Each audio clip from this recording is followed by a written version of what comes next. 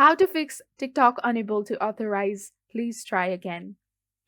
Hi everyone, welcome back to another brand new video. Today I'm going to teach you on how can you fix your TikTok if it says unable to authorize. Please try again.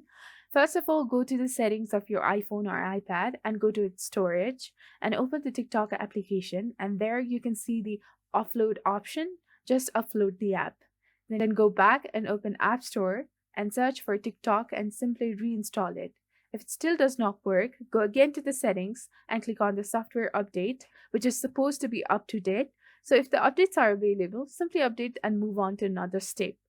Now go back and click on date and time and arrange it in set automatically. And also make sure that you are not connected to VPN or any unsecured network.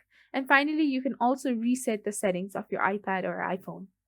This is how you can fix TikTok unable to authorize. Please try again.